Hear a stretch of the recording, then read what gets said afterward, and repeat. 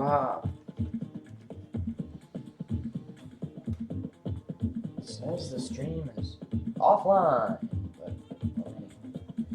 save. Yay. Maybe. It's not nothing none of my settings wanted to save. And that won't stop moving, which is cool. Let's see, it should be online. Share activity.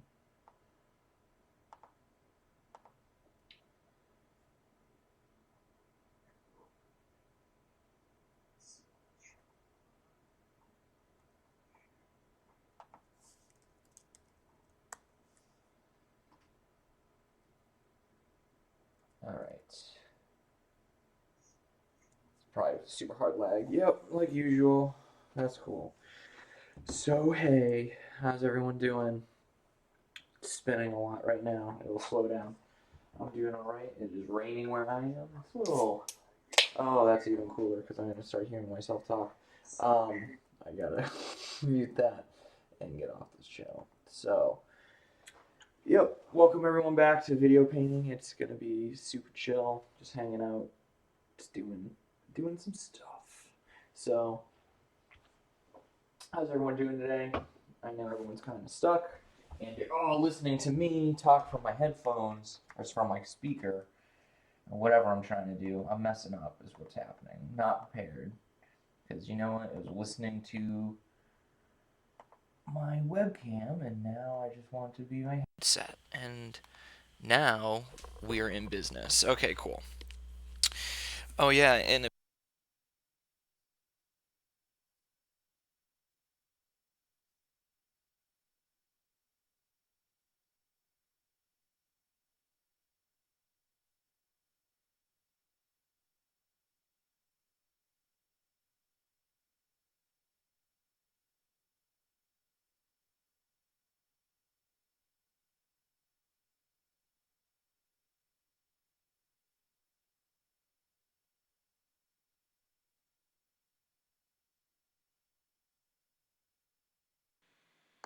right. So technical difficulties are fun. Yay, okay, so my headset wanted to work and then didn't want to work. Okay, cool. So now it wants to work, and that is great. So now we are on track, it seems like, to actually do something. So I'm back. Let's throw it over there. So today we're just going to do some more video painting, just kind of chill out, ask questions, just be here, relax, sip on some seltzer, enjoy the rain. I don't know where you are. It's raining near me. Probably already said that. I know I already said that, but I don't know if anyone could hear me. But now you can hear me, supposedly. So let me take this out, and we'll just start from scratch. So hopefully people show up. If they don't, fine by me. At the end of the day, this is just like chilling in a living room with each other and just hanging out. So yeah, what do I want to do today? I think I'm gonna start with bridge and divisions to see what I can do with that. So I want to I wish I had two divisions in here. That'd be a lot better. But I'm gonna actually process it with logic and see what happens. So I think that's what we're gonna do to start out today. So we're gonna do number 7, and we're gonna go through logic right here, and then we're gonna mix it. So we got plus here, and then we're going to actually do it again, but we'll do it with 5, and we'll do it up here with the logic, and if I can reach, this will go to negative, and then what we'll do, we'll use a ramp for the positive here. We'll do, in the middle ramp, we'll do positive 50 in the middle, negative 25 over top, negative 25 on the bottom, and so we'll do that, and let's see what that looks like so far. Whoa, that's pretty sweet. I haven't really done that before. So what I wanted to try to mess around with today is not just divisions and bridge, but just trying to pretty much make these compact type of designs. Thank you. And seeing how we can take the idea of, and I've talked to a lot of people about this, and a lot of individuals who have been in this for a while think about things in blocks. So I'm trying to follow that idea of like, here's a block, and then it's going out. So we'll mess around with that today. So right now, again, we're just using the divisions primarily. Whoa, that is pretty sweet. And that's just through the mixer and then using the ramps. So that's actually a lot of the ramps doing it. So we'll just show you what the output is. So we have 8 going through logic, or sorry, 7. going through logic to the plus, and then we have the 5 going through logic as well and going to the minus. And then, okay, so there now we actually need yo what up, yo what up. We need to actually CV that, and using the ramps, look what you get. You get this really cool shimmer type of look. Man, that Celts is good. So to me, that's really interesting.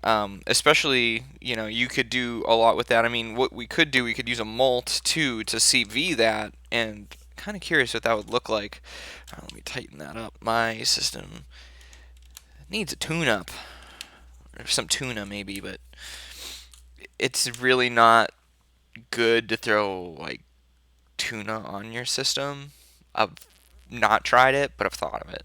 So we're now going to CV it and see what happens. So now you get this really interesting design where it's opening up. So by using divisions as in like Philip, you see what I'm saying right here is like you can use it as a compositional design, but then when you have the mixer and then an LFO, you can start to do things like this, and this is just one output, and this is the complete basis of a composition. So we're actually going to now take that away, and we're going to filter that, and we'll go to the next level with it, and you'll see what I mean. So you can see now with the filter, I can pretty much control the pinch in the center of that. See right there. So it actually looks, my finger there, so it looks like it's folding in and then folding out, which I really like to do. I don't actually like that look though. I'm going to go back to what we had, which was just purely from the mixer, and I think it was in red. Yeah, and you can see the drastic change even module to module of what it does, and this is why sometimes it's challenging. You can't really anticipate right away what's going to happen. But what I'm actually going to do, I'm going to take this mixer output and I'm going to mult it, so then I can actually use that original one right here, which I really like. And then I'm actually going to take the mult of that, and I'm going to go to the source of the staircase, and we'll use that to go out. We're just going to actually bypass the filter, matrix, and color space mapper to give you an idea of what's going on. I'll be mobile heckling. Okay. Appreciate that. I like that. Mobile is good. Mobility is good. I'm grateful to have hands, and I'm grateful to be mobile and vertical right now. So divided by 4, and now it just gave me a little color in the staircase. You see now I'm more or less using the staircase as a way to colorize it a little bit and expand it by multiplying. And so that's pretty interesting, but I think the thing is what it really needs is to be CV'd. So phase, and now we're getting into a position where modulating that modulation point is allowing me to then create, and using the staircase, because then I can multiply, expands it, and then there are the designs coming from one of the multiples, which is from the divisions. See, I'm just messing with it. You can see I can just blow it right out. Or you can segment it like that, but you can get a lot more control of some of the design. I'm not a huge fan of that. I like those designs sometimes, but sometimes it can be too reoccurring for me. Yeah, I know. I'm a stickler like that. I actually really like that, because you have the foreground, background, and then you have the steady pulse, and I find that to be really, really cool. A lot of people may not like static things, but I find them to be actually fairly difficult to make. Right? I was actually, well, I wasn't listening to Brazilian, but I was listening to Fela Kuti. Oh, I hit it again. Dang it. See, this is the problem. I don't have a setup, but I have a chandelier. So I'm getting good at the skills of centering it. So bear with me if there's movement and you get nauseous. So thank you for the patience. I don't have a tripod with me. I had to get what I could. So, okay, I like that, but I want to add some more to it. So this time, instead of using this workflow through here, this is where I'm going to make blocks. This is my block, and then I'm going to make a block here, and this will be for my output. So now what I'm going to do, I'm just going to filter a few different waveforms. and we'll do the traditional or the old legacy method, I guess you can say, of 3 all the way through. And what we'll do, we'll sum it down to 1, and we'll go to B, or both of those are G and B. But I still want to maintain this, so that's the big thing. Show us the chandelier. It is a nice fixture. I can't really with the camera right now, but I will in the chat soon. So the fixture is rather old. That's the one thing that's pretty crazy. It's probably one of the oldest things in the house. So right now we're gonna put this into plus, because then afterwards we'll use some of the ramps for it. So now is now hosting you. Cool, you're hosting me. I like that. Thank you for hosting me. I appreciate that. Thank you. Thank you. Thank you. Thank you. Appreciate that. So we're doing, I really do. I just don't know what to do when I'm anxious, so I just repeat myself. So what I'm going to do is we have these 2 lanes, and I'm going to, or this top one actually, I'm going to sum down into here. So what I mean by that is, like, I'm actually just going to take the ABS from there and go to channel 2, ABS, and I'm just doing the 3 into channel D for 2 and 3. So essentially goes in, this one goes down into 2, and then these go out here. Okay. Okay, so let's see. The next thing I'm gonna do is I'm gonna debate what to do here. I'm gonna think about it, and I'm gonna say I'm gonna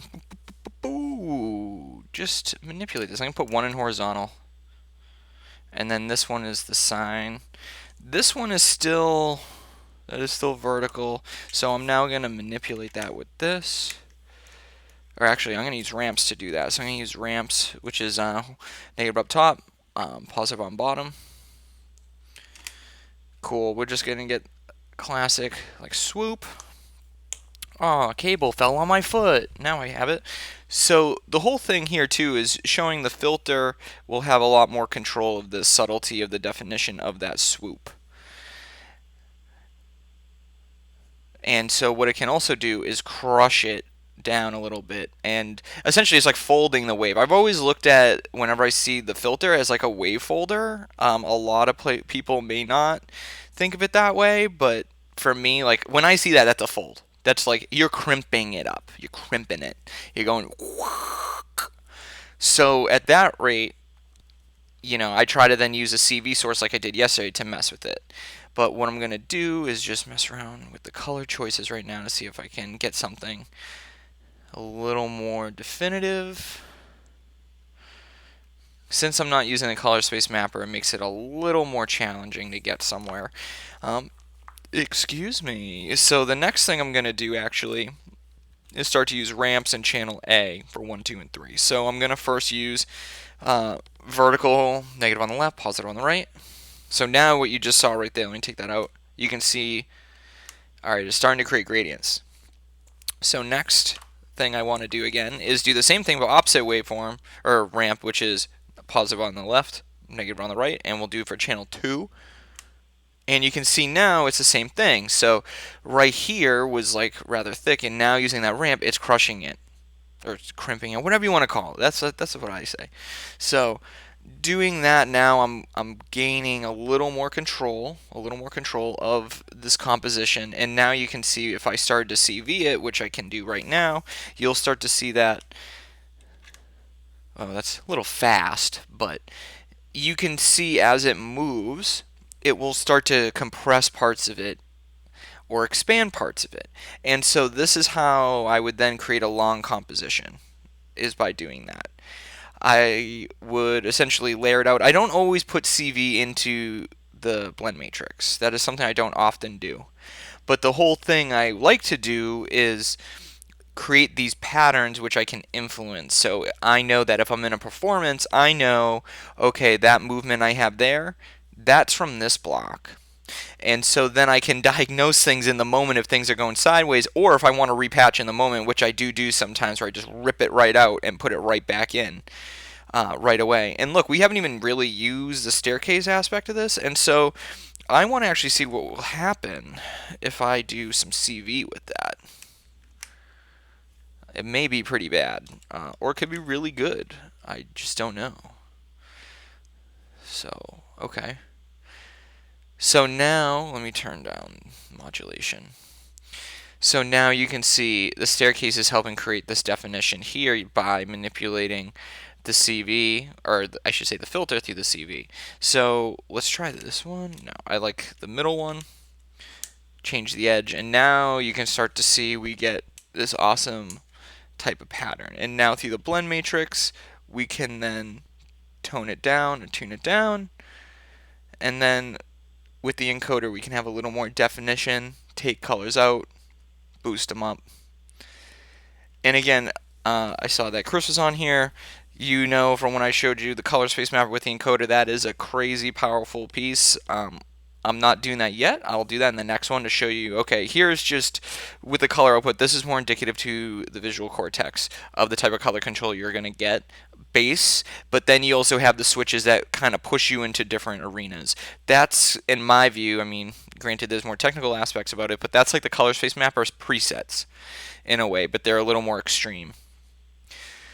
So in this case, let's see, I only have this here. Let's open this guy. Yeah, so what's controlling that definition really is the sine wave. And again, that's this thing right here needs to be its own thing. The power on this unit is immense, I will say. And so we still have horizontal there. I'm going to actually manipulate that a little more. We're actually going to do pedestal, and I hit it again. I knew it. I should not be wearing a hat today. So, hats off. Alright, so back to the shake.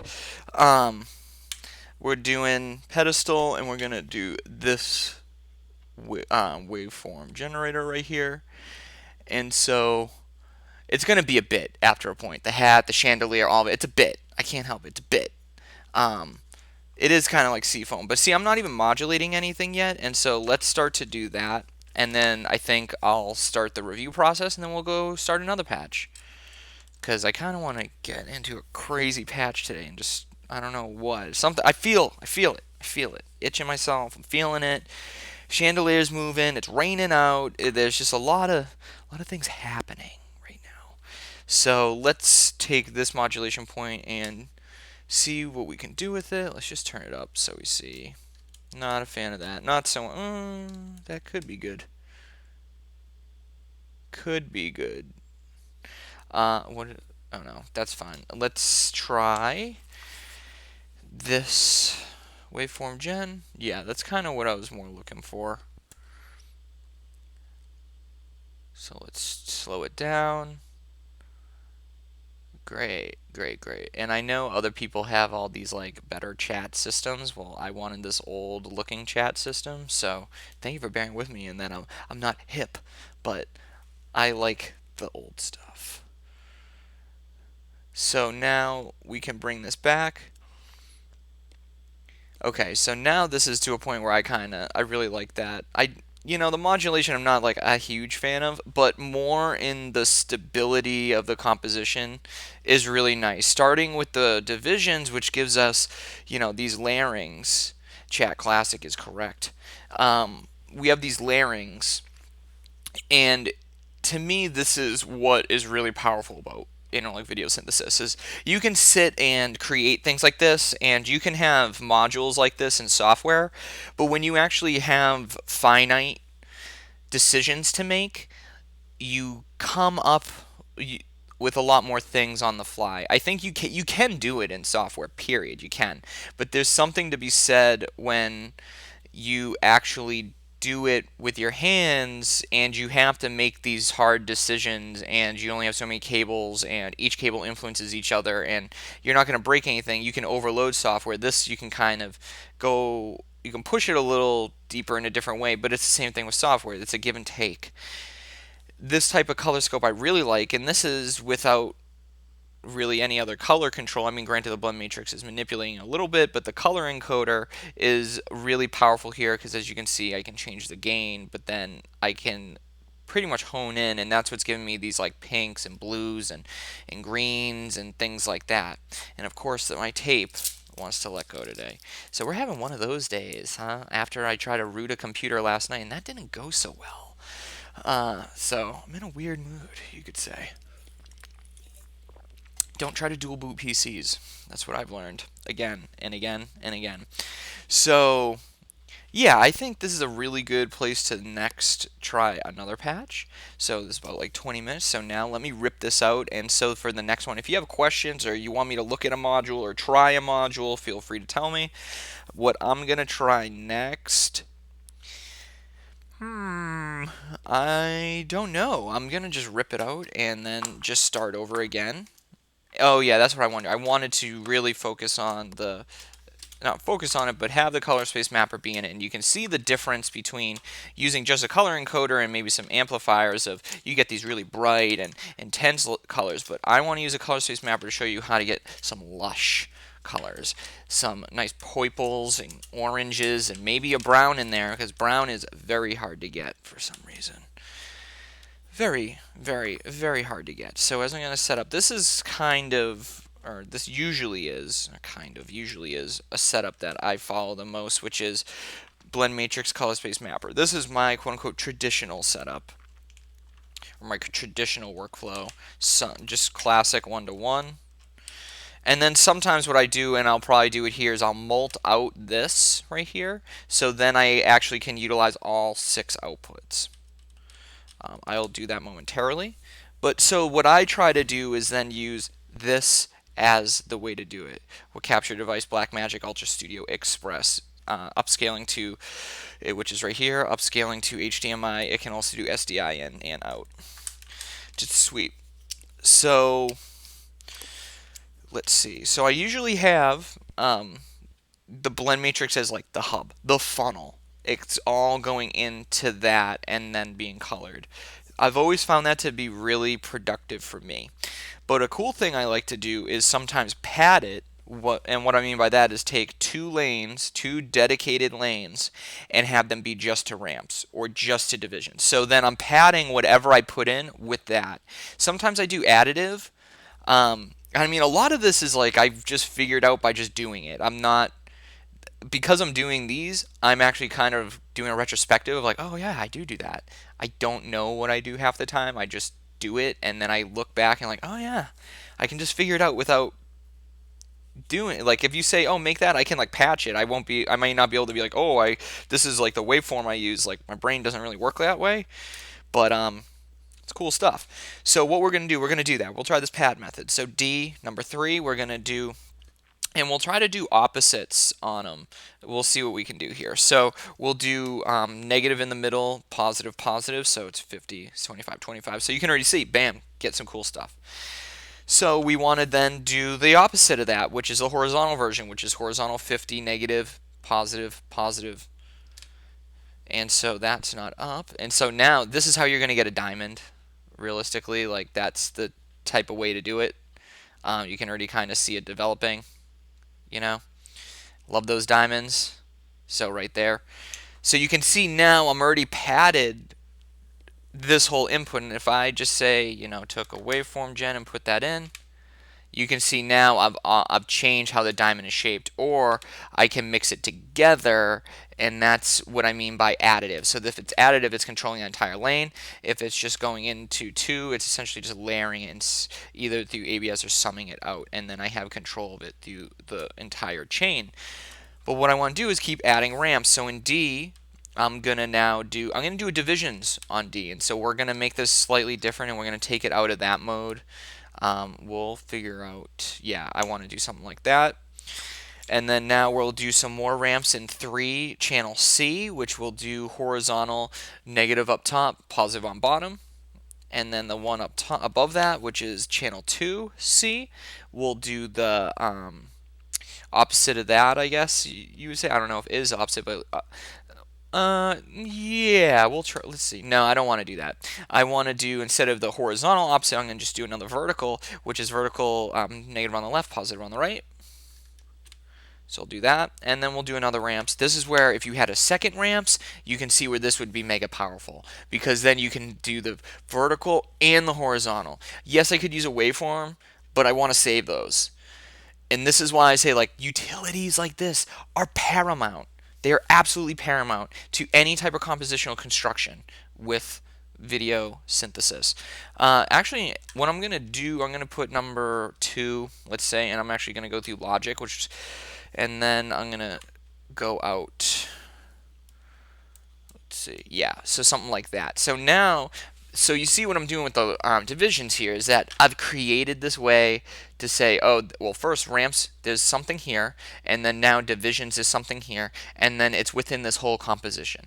So now I've created this entire design. And I know for some people they'll go in and out. I'm just ranting, but if you're into this, I'm telling you, this is the sauce. All right, the sauce. You know, this is what you pour on just to have that deliciousness. We see all the videos, you know, from people doing it, and we don't expose it, but please expose what you do. It makes us all smarter, and it makes us all make better things. And then you know what happens? We make newer things that we don't know how we got there. That's what happens. Next, so what do we, wow, already just turned a knob and we're already in a land that is very fascinating. So I didn't even do anything major. So let's just go back to it. We had the diamond in there, and then we have the different ramps, right? We're padding the entire composition, and now I have so much control through this blend matrix that essentially just different passages or amplifiers you could use, and you can manipulate a diamond and then control it and then take out the division, and you see where I can take it in or out like that.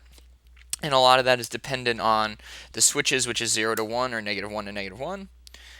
And this allows me a lot more control. I can even get to places like this. And people may have seen compositions I've done where, wow, how'd you get just that piece?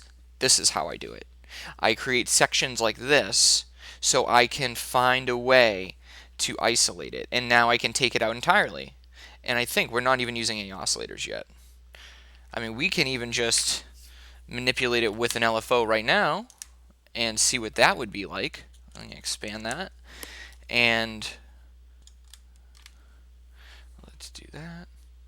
So now I'm using LFO just to pulse that bar. Okay, and actually we're going to follow the same method. I'm just going to keep it in. This is what we're going to do right now for this patch. We're going to do the next one.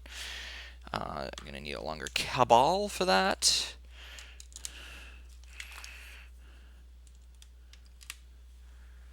Yeah, a little fast. So in this one, we're controlling more of the ramp, and you get in this like watery design, and then you're pulsing the beam. Okay, so now let's do one more. I'm pretty sure I can get it where I can pulse the beam individually. Let's see. Come on. Oh yeah, it's not going that fast. That's why. Psh. Wow, I got.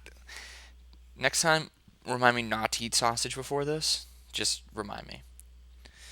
It was good though, sausage and eggs. Woke up to that. That was nice. Let's turn this up and see, because obviously too, we want a lot of movement. Sometimes if I can create a lot of movement, that's good too. But so even in the case if I create a lot of movement, look, I've still maintained the basis of this composition. You can still see a line over here. I'll try to get that exposed more, but this one is pulsing, and now there's different shadows with the fold, and now it looks a lot more organic with what it's doing. This is, and if you can't get a blend matrix, I know they're discontinued. There's one coming out that's going to be DIY. Get it, get 2, get 3. Seriously, fill a whole row with it. I have a second one. I have duplicates of things, mainly for storage. If things ever break, I have another one. But when that DIY comes out, I'm probably going to have 3 or 4 in a row, because it is foundational. It is everything to me. I would probably have a skiff just of blend matrices. Matrices. And then it would be a lot more entertaining for me to be able to work with things because I have more control, and it makes it easier for me to add controllers like a pressure point to then control what's happening in here and create settings. So that's what I do in another case is I have a blend matrix with the pressure points, and I use that to design settings within the pressure points, or within the blend matrix using the pressure points. So then I can say, oh, here you go, bam, bam, bam, and then I can go into a whole new world, and that's actually how I can extend a lot of compositions as well. So far, this has been pretty sweet. Let's see what else we have when I just mull around here. Still questions welcomed, desired, maybe, but now see, we even haven't messed with the color space mapper that much. So let's play with that a little bit to see where we can get with color. I know, so okay, that's what I wanted to get a little bit, but I think that's too much into the color scope that I don't like things too fast. Like if you know me, I'm a slow person with stuff. Like I'm analytical, but I'm also like calculating, and I like to have a lot of intent, they may say, with what I do, because time is short and you don't want to make the wrong moves. That's just how life goes, right? I guess for some people. For me, yes. But so I'm gonna then get to a point. It's so hard because I'm looking at the screen and then I'm looking at this screen and there's so many things, and yeah, sorry, I'm now ranting now. This is me week 3 of quarantine, so welcome. Um, so why the division is so good? Because I can do this. I can take these out in and out. So think about if you did video processing with this and you had a memory palace, right? And you had something like a passage, which could just be like one of these, and you had a division, you'd be able to then, say if you had a face right here, you could then use a few divisions lines to just segment that face, and then the rest of it would be different colors and different things you can manipulate. So what I mean by that is, so here's divisions again in a different mode, and so I know that what's creating all those lines is it being in number 2, right? So if I did 4, you can see how it's a lot chunkier. This is how I create a lot of the patterns that are very slow moving. They might be very intense, like this one that I have that's like pink and purple and dark blue that looks like this. And to me, this reminds me of like a thresher. Like it just is a thresher threshing around, like, which I don't want to be in. But I do like cars and threshers. They're pretty sweet. Um, this, I guess I'm just ranting now because I'm just like all over the place. Um, but and I guess what I'm trying to emphasize is the power of not even using oscillators. Like again, I'm not using any oscillators here. It's all ramps and divisions. And I know that's a big thing, right? I mean, everyone has a different methodology. I wish I had like 30 oscillators, but I don't. So I have to split them up. Some of them are broken, I have to repair them. So when I've had that issue, especially if I've ever been on tour, I know people have been on tour doing stuff. If something breaks, you have to have that ability to pivot like this. And it's very important. And this is life. You know, if something goes sideways, yeah, take a few minutes, be pissed, and then come back and just be like, use that intensity. You're going to still have the residual taper. I get it. You're still going to have that little being annoyed thing, but what you do is taper and allow yourself to then create something and hone it and harness it. That's what we're talking here, harnessing the intensity. So look, we've created this no oscillators. So the next thing I would like to do, I may actually make that a dedicated next patch, is do the same workflow, but using the shape changer as the main focal point of the, like, make another funnel. So right now we have like one funnel, right? I want to make a second funnel. So the second funnel will primarily be like ramps and things like that in the shape changer. Actually, I'm going to try to do that right now because I'll do it separate, but I'll do it right now using these other ramps that are available. So right now I'm going to do, and what I'll do too is, since I have a fair amount of ramps left, I have 4 left, I'm going to actually use the bridge for both of them. So we'll use them and we'll put them into the plus part. We'll avoid the filter, we'll avoid the staircase entirely. So yeah, exactly. Yeah, you just got to move forward. It's the hardest thing to believe in yourself to do it. It's hard for me too. I get it. You just gotta do it. For everybody, and you just gotta think beyond. You know, if you're a focal point, you can't. You gotta own it. Sucks. It's gotta own it though. So next, what you gotta do is, what I'm gonna do with the shape changer now. I'm gonna use the other available ramps. I'm gonna actually use. Let's see. Positive up top, horizontal positive up top, negative on bottom, that's going to H. And I'm going to avoid the navigator too because I just want to in this case. And then we'll do the opposite of that, which is, or not the opposite, but I guess the vertical opposite, or whatever that means, is negative on, or positive on left, vertical on right of horizontal. And that is going into the vertical, traditional. So now what we're going to do, instead of just taking the H and V out and just going right in, I'm actually going to fade them together. So H is going to go, actually no I'm not. I'm going to do H to fader A, and then I'm actually going to take V and go to the mixer plus. That's what I'm going to do. And then I'm going to take one of the other ramps, which is the positive in the middle 50%, negative up top 25, negative on bottom 25, and we'll go to B, and we'll take the out of that in a second, and then we're going to take the last ramp we have available, which is vertical, positive in the middle, negative, negative, and we'll go to the minus. And both of those will need to be CV'd, so we're going to use the divisions again. We're going to avoid all these oscillators right now, because I do see a lot of people too who talk about they need a system with all these things, and I agree, it's great to have them, but it's also really, really, really important to have a small system.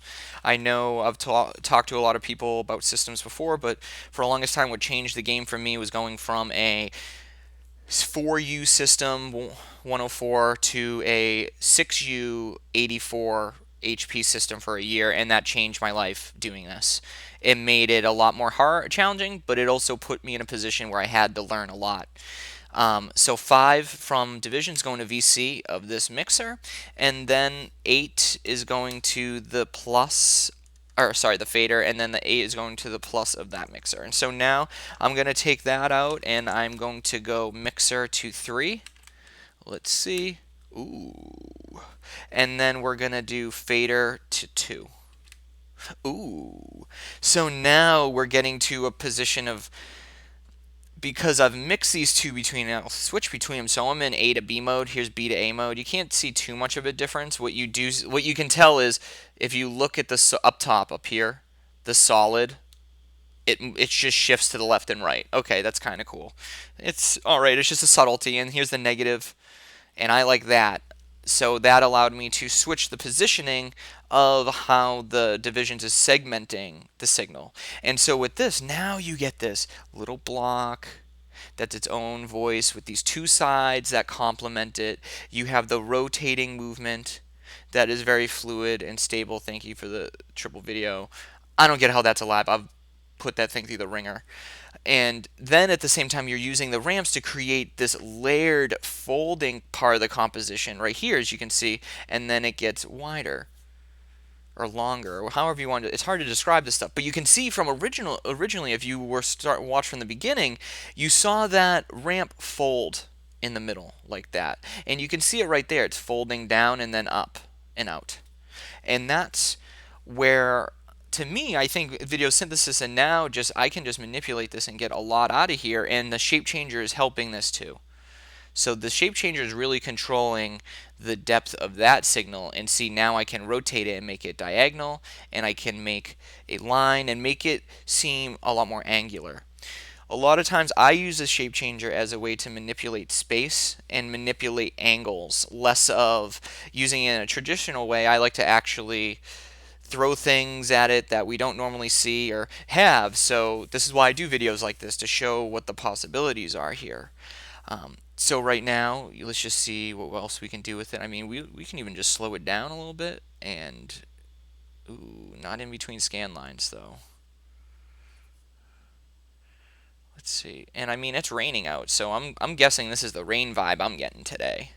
Even though it's raining out, I'm trying to give off those good vibes, those good green vibes. Yeah, that rain is beautiful right there. Yeah, see, that is what I'm looking for. Let me get rid of this green. I need to, I'm going to actually take, so this green to green, I'm actually going to take out the green and go to V. Nope, I'm going to just try to eliminate it right now, which may be difficult.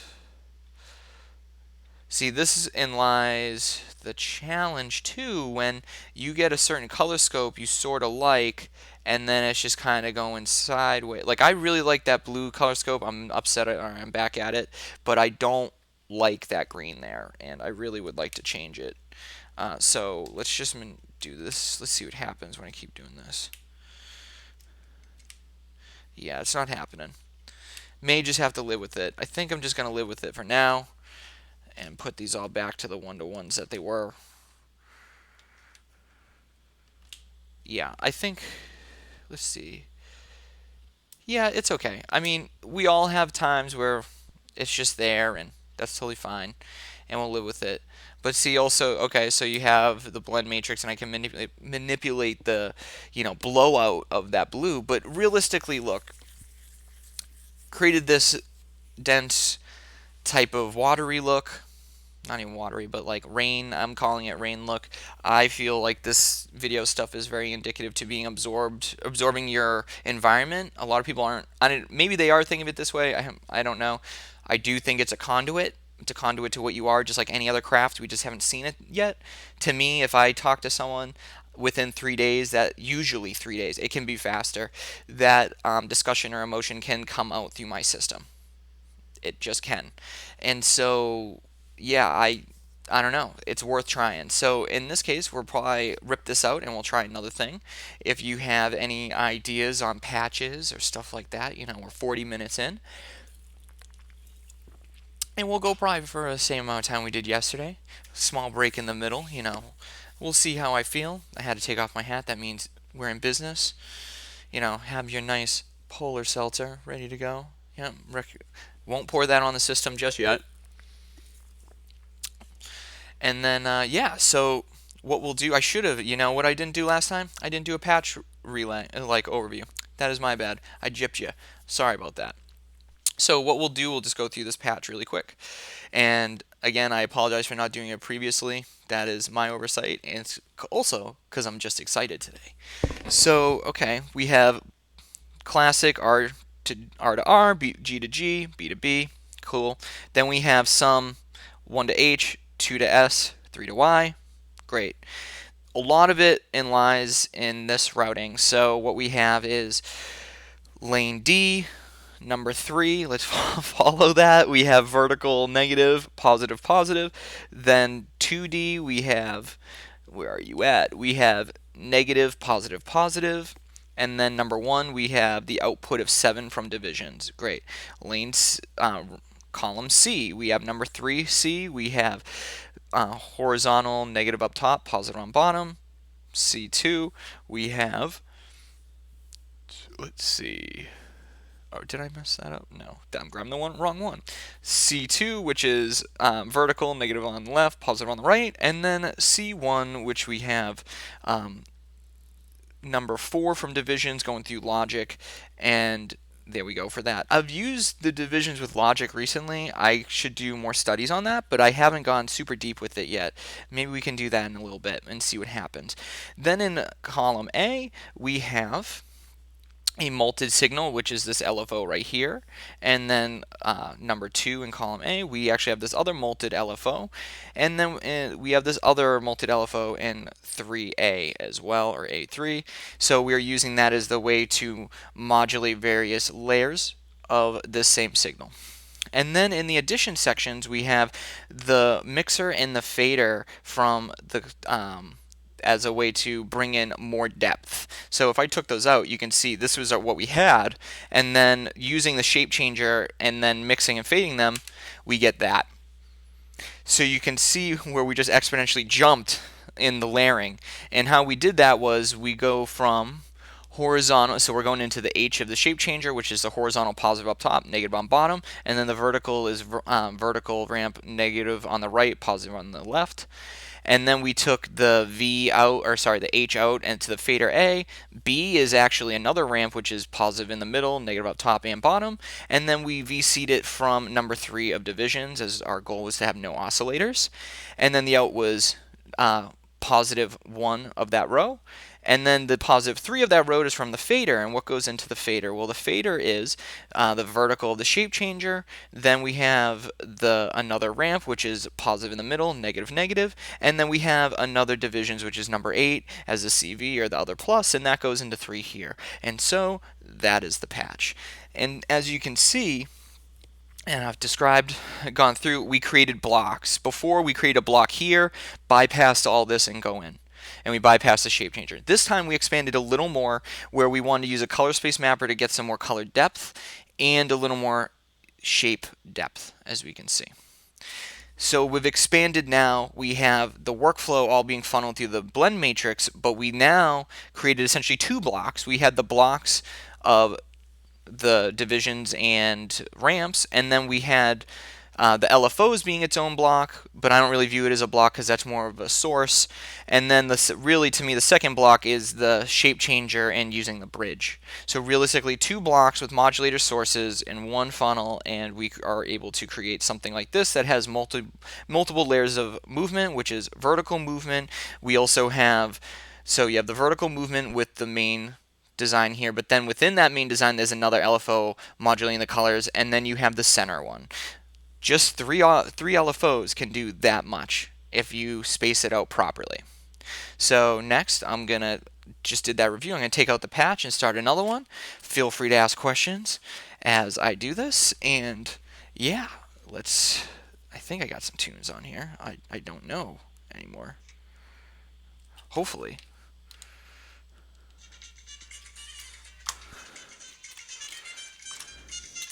All right, all right, all right, all right, all right. Do you guys drive a Lincoln? Because that's what I want to know. I thought about driving one, but you know, I don't really have enough money to drive a Lincoln. I drive an Oldsmobile, '98 Oldsmobile. It's rock solid. Love it. But this guy on TV keeps telling me I need to buy a Lincoln, but I just don't know if I should or not. So, what do you think I should do right now? I'm asking you. It's going to take a second. I'm going to sit here for a second, think about this. Should I do all oscillators this time? I think I might just do all oscillators this time, so you can see what I would do if I just had only oscillators. I think I'm going to do that.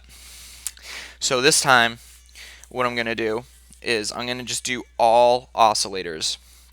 And what I'm mainly going to focus on, I'm going to completely leave out all of this.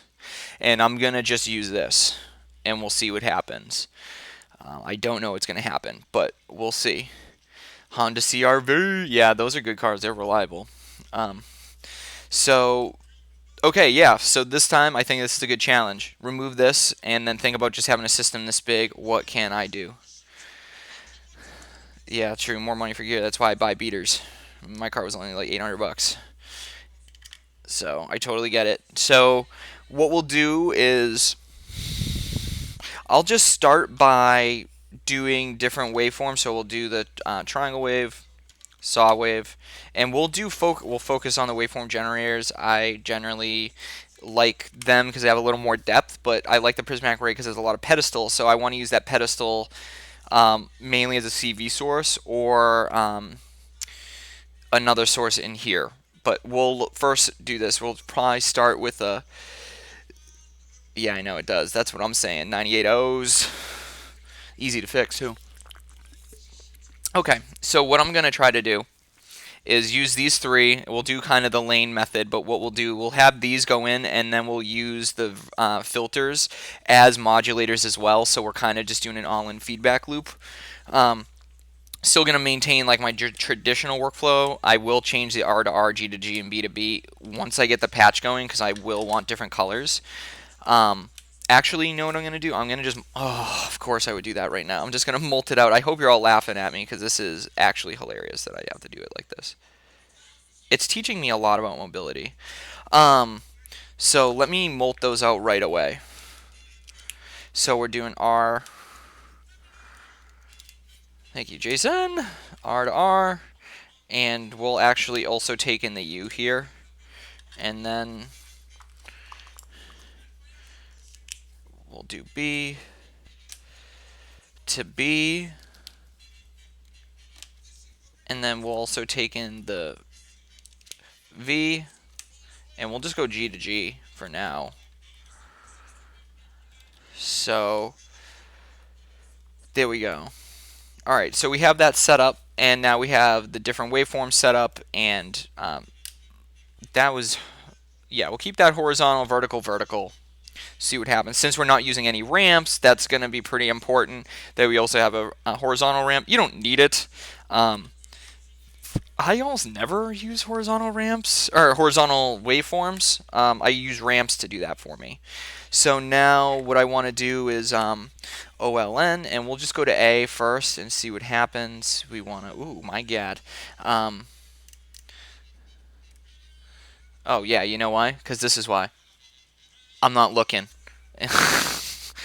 So we're going to go to HABS S sum of 2, and then ABS of 3 to Y. There's no making signals, mixing. Yeah, I mean, it's merging them in some way. It's kind of unpredictable, but because, you know, they don't have the realistically, there aren't like the proper circuitry in there. You know, there should be some other chips to like essentially condition the signal, but it is what it is. It's, you know, you work with it as you go. So right now we just have that. We'll do again the traditional 3.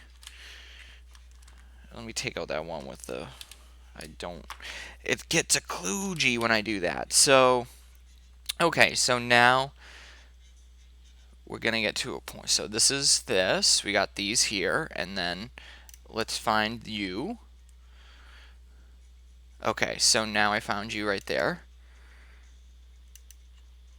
Where are you at? Where are you at? Where are you at?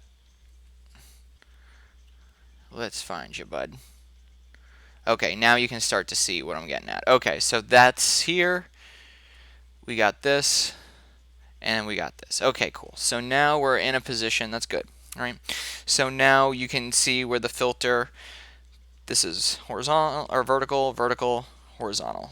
So the horizontal more like, it almost acts like a staircase a little bit in my experience with the filter. When you do horizontal waves, as you can see, that's like, that looks just like a staircase, you know? So it has that same vibe if you use it in that way. Already you get something pretty cool. No modulation so far. We'll add it at some point. But see, why I want to mult all these is so you can start to see, you can get these colors. It's this definition that I really like, is getting to a point where, because you have different sources going into here, mainly from the color space mapper to deal with brightness and luma and luminance, I should say. You get, like, I can go back to here, and this is more like the color encoder, but once I change the gain, I can start to get blues and steels and things like that. Always the goal is like a brown, which is very hard. Yeah, that's almost a brown right there. I love that color. So now, like, what do I do here? You're thinking, oh, I just have these oscillators, like, what do I do? So, big thing I would do is cross-modulate constantly. But we can also use this prismatic ray as well to cross-modulate. I think before I get into that, I want to use the filter now. So let's say I had this waveform being filtered here. I want to take that out and maybe modulate these two and see what happens. So let's say we take the bandpass and we FM this this waveform. Oh, sorry, that's, I should actually, what I should do is, let's see, I don't know what I should do. I'm going to just try it on the vertical waves first, because that's horizontal. Vertical wave, and see what happens. Nothing so far. Sometimes it doesn't yield much, and so that's where I will try also using this prismatic ray for the FM as well. So now I just put it into horizontal mode, and now you can see where I can get a little more depth. So that is the filter, or sorry, that's the prismatic ray, and then that's the filter, but I want to trade bandpass. Let's do low pass. So it's a little more depth. Let me actually take that low pass and go to the pedestal. See what happens. Nothing. High pass. Let's try frequency. Alright, well, we'll just keep going with it and see what happens. So I'm going to tune that down. We'll bring that out. Next, ooh, that's pretty cool. So what we're going to do is take another one of the filters, and we're going to say high passing of the sine shape. That's what I'm talking about right there. So when you can use the filter as a source like this, and now look at all that depth. You get almost like a cloudy look, and then you have this vibe of, I don't know, I just think of like electricity. There's like some clouds happening. There's lightning in the clouds and stuff like that. That's the vibe I'm getting now, especially when I do that. And that I see a little movement, and I know what that's from. That's from the filter. The filter is so interesting in a way that it can really it can blow signals out. But at the same time, if you find the right area, it's good, but it might jitter a little bit, which I get. You're throwing a lot at it. But in this case, especially when you do the feedback internally sometimes, which is not really here, but I've done it before, it can just go haywire, so you have to be careful. Um, but it's up to what you want to do. This like I'm just one person. We all do different things. So and like what I'm doing here now that I have this horizontal. So since I don't have a ramp, I use the horizontal as a compositional placement tool. That's what I like to do a lot, because having the ramps is great because it's stable, and sometimes if I don't have it and I just have a waveform generator, that's what I have to do. And if I do that, I want to use it in this way. Okay, so now you can already see I have a lot of depth, there's a lot of color. I can isolate right here. Yeah, it's a total filter, man. Filters. I hope everyone's just getting a kick out of my accent today, because I just am daddy. Today, drinking my seltz, had my sausage and eggs to wake up. So now I'm going to use a color space mapper so you can see where I can go with these colors and what is possible. So now you're getting these blues. And what I'm doing, and I showed Chris LeBlanc this a while ago, is exactly, yeah, filter sweep kid.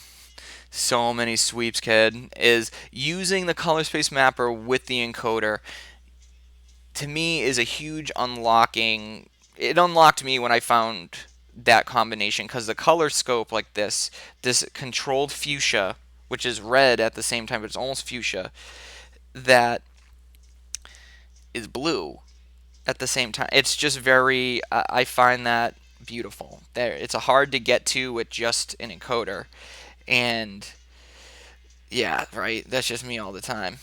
Just whiskey drinking equals accent. That's true. That's true. It's not. It's not. I didn't have any this morning though. I didn't even have coffee yet. Soon. But what I love is when you start to do this, you can start taking it out and having balance like this. And now this is how, for example, I would create stills for a poster, or stills for a flyer. I mean, flyer, poster, whatever way you want to define those different arenas. Like, this is how you can create content, or for yourself, static content. It doesn't always have to move. Sometimes you just need something that looks really good, and trying to create patches with intent to do this is really important. It's an important skill, because it can push this device, as you can see, which is really a graphic design machine in a lot of ways, which is how it's all been perceived for a long time, to push it and use it in that way. And look, we're not even CVing the filter yet, and we're going to just do that right now. So we're going to take this triangle wave and see what happens. That's alright. I like the middle one, because the middle one creates this little bulge right there. And so right now we just have this sine shape. It creates a lot of movement. So let's say I did have an LFO, right? Let me grab another mult, and you'll be able to see this LFO if I were to do this. So I want to take out that, because I really like the sine shape, but I want to modulate it, and so I'm going to put that back, right? Let's say you didn't have anything but just this. No bridge, no mults, no nothing.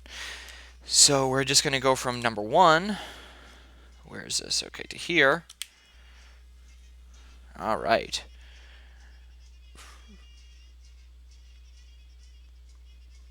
Now you get some interesting animations. So let me see. Where is that?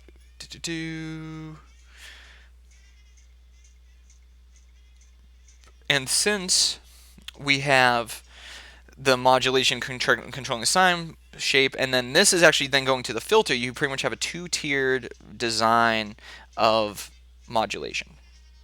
That's a really effective thing if you need to expand your patch without a lot of resources. That's what I view as one of the biggest things, is how can you understand to create a complex patch with a limited set.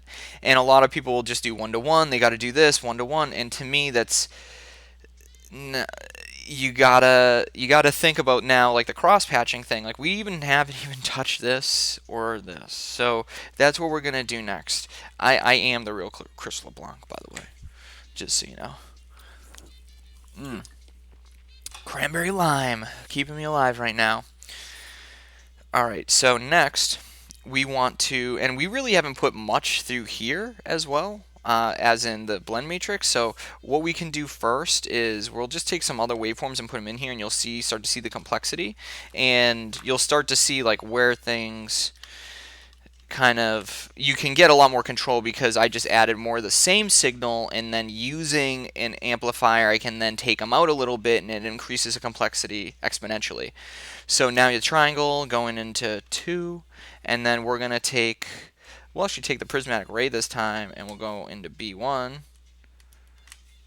And let me just slow it down just so you can actually see this. Yeah, I know, I gotta filter the CV so much. So now let's turn that down. Got horizontal here. Got a horizontal here. I might turn that to vertical. Yeah, I'm gonna turn that to vertical and keep the prismatic ray here to be horizontal. See, that's what I usually do, just trying to buck the trend, but it's not working for me right now. So there's some more in here, right? So you have a little more control. You see where the depth is coming in. So now I can take certain things out, put certain things in. I can now use the mapper to really make hard color decisions like that. Like that. And then I might actually do that. Oh no, I can't filter right now. I don't have it on the mult. Oh, actually I do. Uh, mult my mult my LFO, bro. I don't want to mult it just yet. I want to. Next one I'll mult. This is strip down. This is resourceful patching. Um, so this time I'll mult out this LFO. No doubt, I will mult it, and then yeah. No, it's Fela Kuti. I just had it on, so I don't know what to do, if they would take me down for a violation or not. So I'm gonna I'm gonna go this at number 2 molt, and then I'm gonna go to feet. Oh my God! See, it's FM1 here, chandelier baby, and so the FM is being controlled by this LFO source, so you can see it right there, right? So now you see how I have the one LFO source. They're all the same source, couple sources going in here, but because now I'm going to start breaking them out with the matrix and modulating them a little bit, I can get a little more depth. Now it's starting to look a little icy. You got a little red in there. Next thing will be, how do I, like, what's the next thing I want to do? Well, next thing I really want to do is in lane C is take some of these filters. So number 1, number 2, and these are all the bandpass that I'm doing, and then number 3. Cool. And so you can see now when I manipulate some of the amplifiers in here, I can get a lot more depth and take certain colors out and certain colors in. And now let me play with the color space mapper, and you'll start to see some things appear.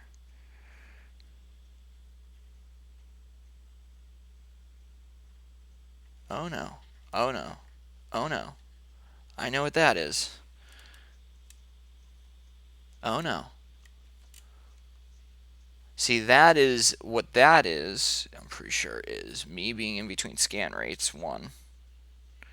That is that, correct? That will happen. And then slow movement there. And then now change that. We still aren't CVing this one yet, which we will do now. And we'll actually CV it from this sine shape over here to this sine shape. Alright, and then we'll actually CV the FM from here, which will take the sawtooth to FM1 here. Actually, I'm going to try multiply. No, I'm actually going to try FM1, FM2 here. No, I'm going to go back to FM2 here. Alright, and so now let me start messing around with the blend matrix. You see, this is a little harder, I feel, because now when you start doing the internal feedback, it can go sideways pretty quickly, but you just have to be very cognizant about it, and it's not impossible. Nothing is impossible. You just got to put your mind to it and figure it out. But now let's see what color scopes I can get to. And all right. Okay. Yep. And so imagine whenever you have a small system trying to isolate sections. Yep, that's what I want. That is what I want. Something like that. Just like that. So now, because I have a lot more control of the color depth and the brightness and the positioning using color space mapper, I can create using just a handful of oscillators, or even if you had the cadet oscillators, which is I wish I had those because I would do a good experiment with that. You can see where I can create these patterns, and now I just, let's see. Okay, I'm going to do that. So I took this prismatic ray out of horizontal mode and put that into vertical mode. And you see where I can now create these type of patterns, which are more like rug patterns or patterns you might see as wallpaper. And to me, that's where there's a crazy amount of potential with this, is if you get high res stills of this and can use some Photoshop and do like an all over print, you can get some cool stuff.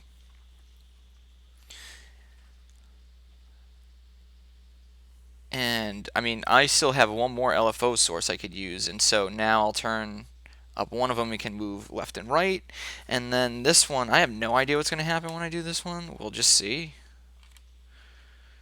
Nope, I don't want that. That could be interesting if it's really slow. But I guess what I'm trying to say with isolating aspects of your system, you can learn a lot. You may have a skiff, you may have a 6U, a 12U, 1000U system. I still think the most important aspect of it is really taking a day out to be like, I'm just working here, I'm just working here. At the same time, it's fun to just be like, I'm just going to patch and just figure it out. Both are very acceptable and fun. It's also just like any music etudes. Like, look at a lot of classical. A lot of classical is all built on studies, and that's pretty much what I'm trying to demonstrate here. Understanding how to accept that everything you make is going to be special. It's going to be different. Certain things you'll like more than others. Some things you'll hate and other people love. But you just got to create these methods for yourself to push it a little farther to see what is possible. So we'll go through this patch right now, which is going to be kind of a kludge, but it'll be totally worth it. And then I'll take like a 5-minute break. I don't even know if I'll take a break. I'm kind of in the mode right now. And just keep going. So let's review. So right now we have red to red with the mult and then also to U, and then green to green, and then we have blue to blue with V in the mult. Then we have ABS channel 1 to H, SUM channel 2 to S, 3 some ABS channel 3 to Y. Cool. Next, how do I want to do this? Yeah, I'll just do a reverse like I usually am. So column C, number 1 is band passive filter 1, and going down the line, bandpass filter 2 to C2, C3 is bandpass filter 3. Okay, cool. Then what we have in column B is this sine shape of this video waveform generator, which is being modulated by this other waveform generator. Of course, I would do that right now. And then we have it being modulated by this other waveform generator. Cool. Next, in column B, number 2, we have this waveform generator right here. And then that is being modulated by the prismatic ray, and that's it there. And then in B1 we have the prismatic ray, which is being modulated by the high pass filter in channel 3. Alright, cool. And then next we have, going into channel A, is actually the OLN of each filter. So it's 1 to 1, so channel 1 is to A, channel 2 is to B, channel 3 is to C. Sorry, my bad. To all column A, so it's number 1 is A1, number 2 is A2, number 3 is A3. Great. Next thing, we've talked about most of the filter outputs, but the one we haven't is this channel 1 high pass, which is multed to control the sine wave and also to filter the CV, the LFO, at the same time. So that's how I'm getting a little more control, and as I showed yesterday, which people should check out, is the power of the sine shape and how much it takes to actually make a design. Like, you just have to move it a minuscule amount. Cool. Next, the CV, I'm CVing only 2 filters, number 1 and number 2. Number 1 is being CV'd by number 3 LFO, and then it's being CV'd by the triangle wave of the waveform generator right there.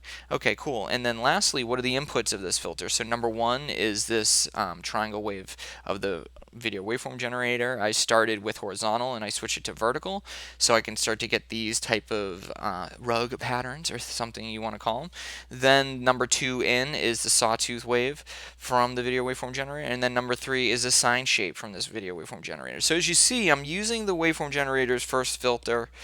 Then I'm splitting out, I'm using the filter as a mult in a way. So I'm splitting it out and using those in different ways, either as a modulator, which thank you, Bill, for teaching me things like that, and then like using anything as a modulator, and then you use it as a layered source. So you essentially are going in on itself constantly, and it's self-referential. It is like a feedback loop, but not, it's all complementary, I guess you could say. So great. So we have that system right now, and I think the big thing will be, where's that other SD card?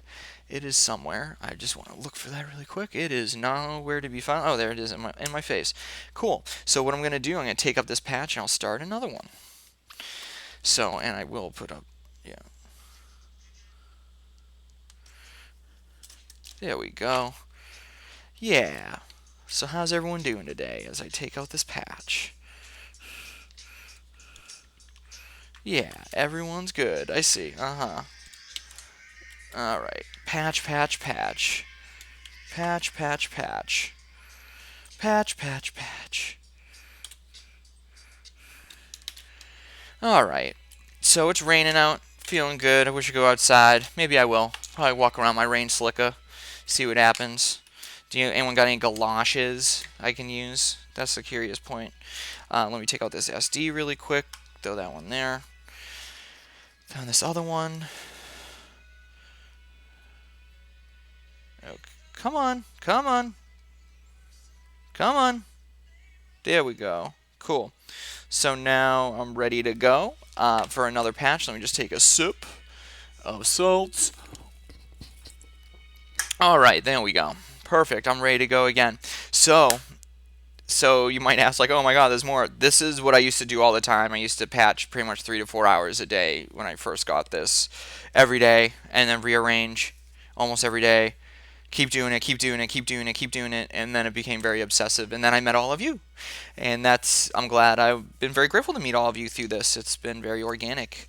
And that's why I like to give back in a lot of ways. And so thank you for being here.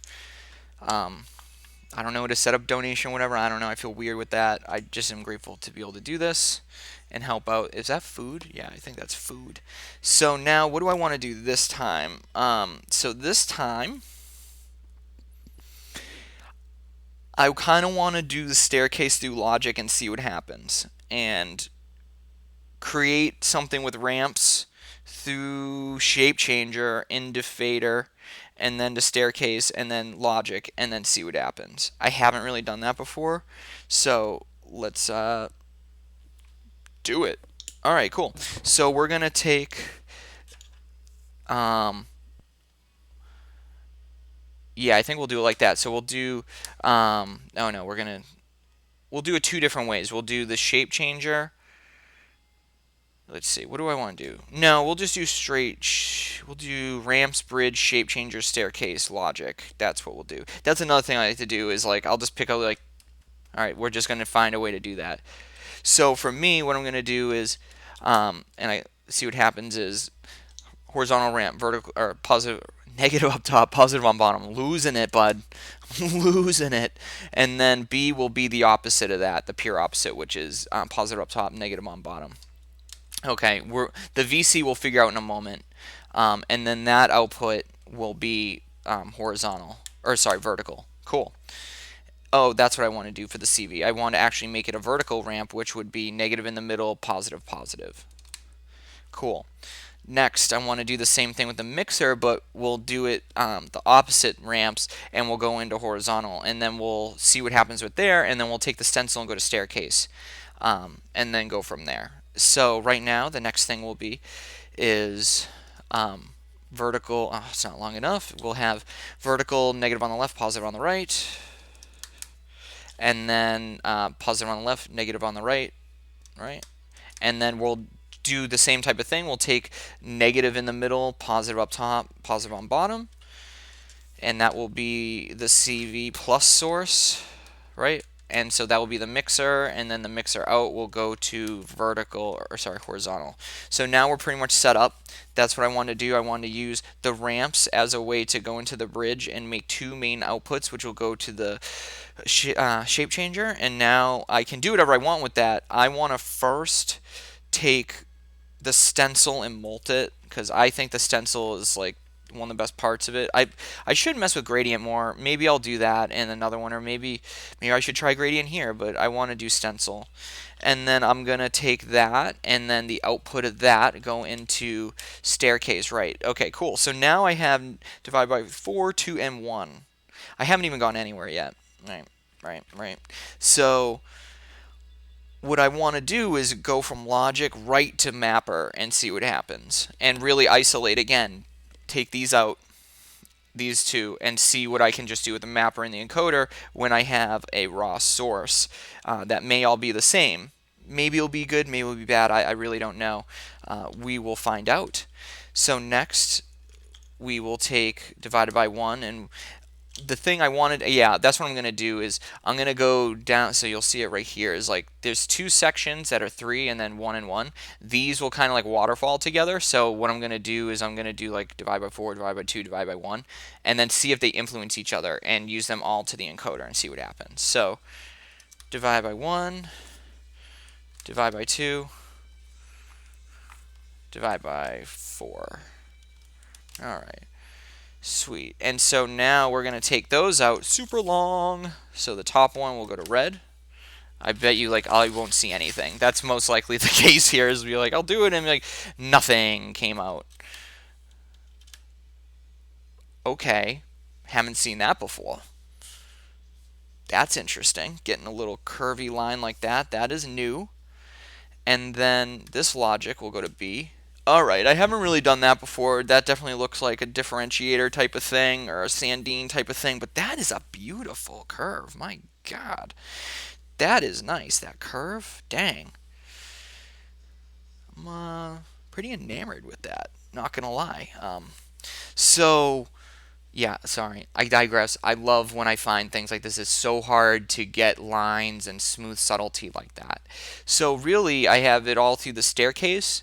That's the conditioner.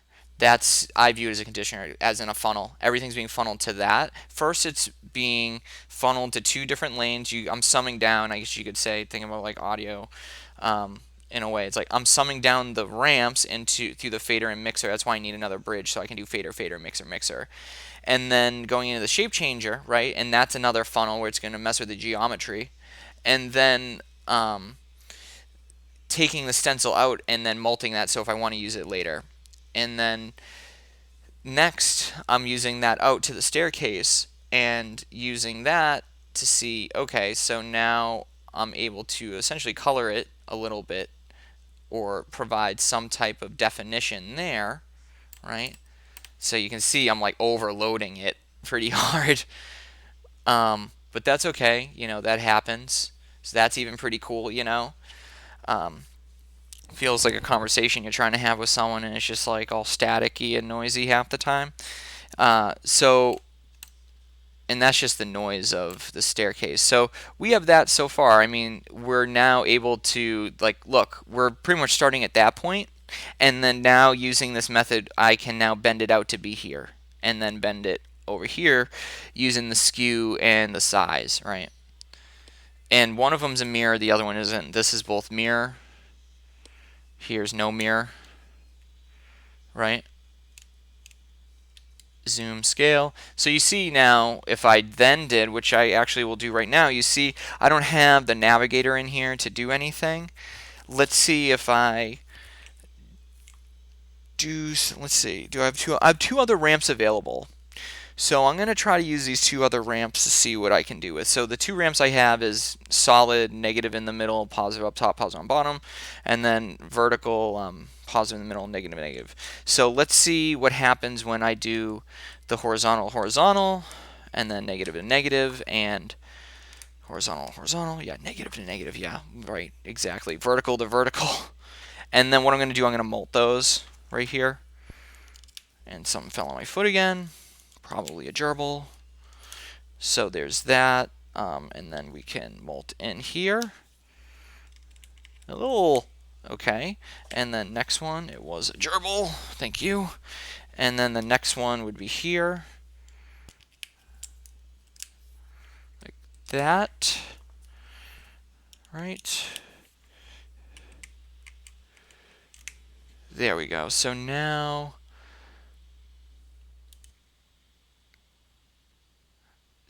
you see, because of the navigator, I'm able to create this kind of, and a lot of it too is the ramps I'm sending it. That's like what's causing some of this, but in terms of like the sectioning, it's not, I don't feel like it's as gelatinous, I'm gonna call it. But in this case, it's moving at a good pace, and I do like it. But actually, I'm gonna just take those out for the minute and just show you, like what I'm saying is, like in this case, there's just a little more of an angle that I like of what you can do with, it. But when I added the shape change, ooh yeah, see that's what I want right there. So let's see if the shape changer then, or the navigator, it will help me. Yeah, see I don't like the top one.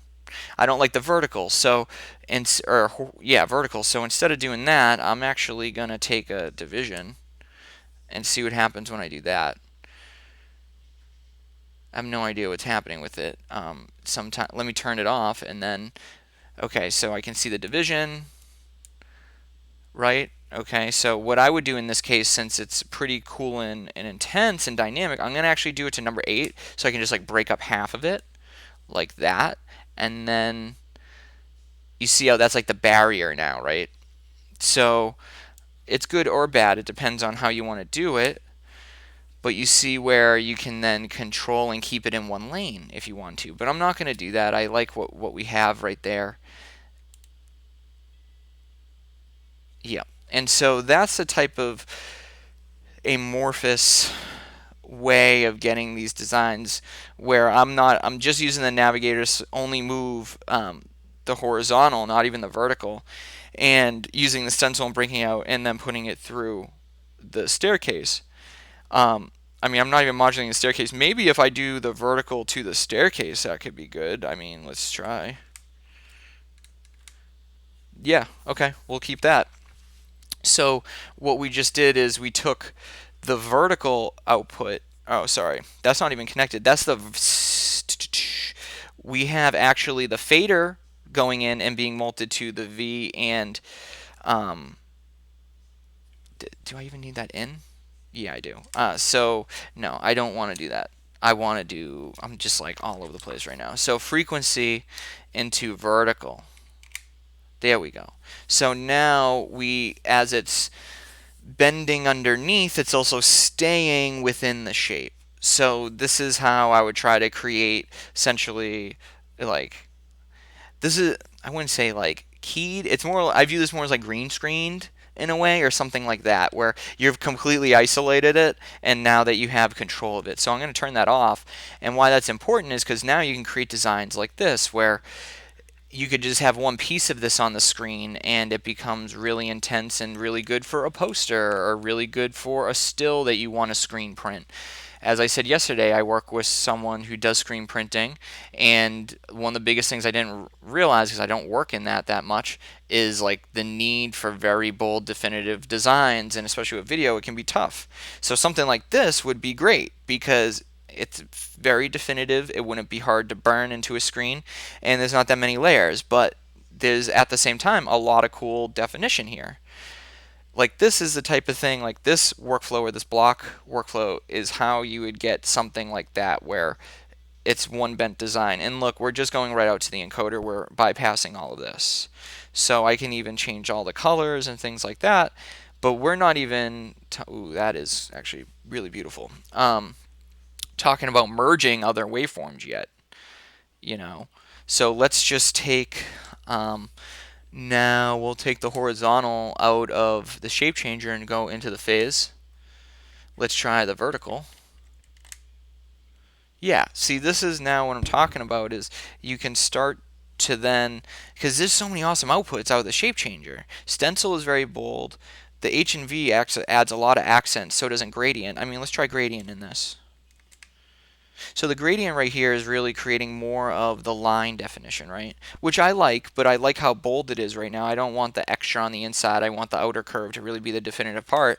But then I can use this vertical to actually make a counterpuntal design, which has the same type of vibe, but now it's the counterpoint to that. And again, that's a lot of just, I'm pretty much just making the big case for ramps and faders and mixers. And then from there, you use in other things to condition it or manipulate it to create organic shapes that you normally wouldn't think are possible with analog video synthesis. To me, they are possible. You just have to sit down and work through them. That's it. So, and you look, I'm not using the navigator. I'm just going through it, and you can see, look how cool that is. And if I were to turn it on and keep it slow, and that's not modulating another source within the shape changer. If I started to modulate another source in the shape changer, which I'll do in a second, you'll start to see now that's how you can create awesome long form patches, which can then really bend and twist and not repeat. That's always been the hardest thing. It's like I've tried to, or not hard, but trying to push it to see how much I can make things repeat. And that's been like a big quest of mine to do. Granted, I need more LFOs to do it, or slower LFOs as well.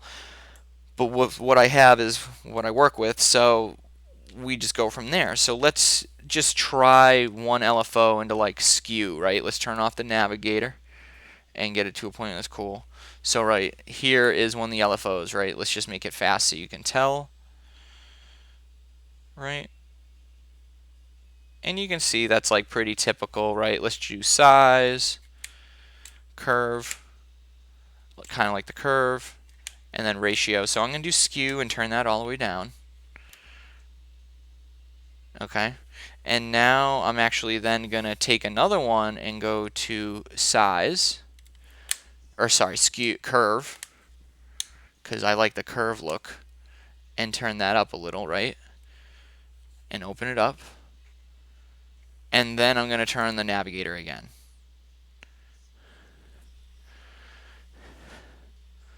And so it is a quest. It's a quest for all. It's sea quest. That's the biggest thing. We're in the sea. We're just trying to figure it out. And at this point now, you're creating these awesome patterns that have two modulation points that are like making it wiggle a little more or build out a little more, and the navigator is now letting you pretty much traverse through it. This is how I would create really slow evolving things, and you get those things right there, those like little sharp edges. And that's a lot through how the staircase is handling it, handling the ramp, and essentially blowing it out. See, as you can see right there. Yep.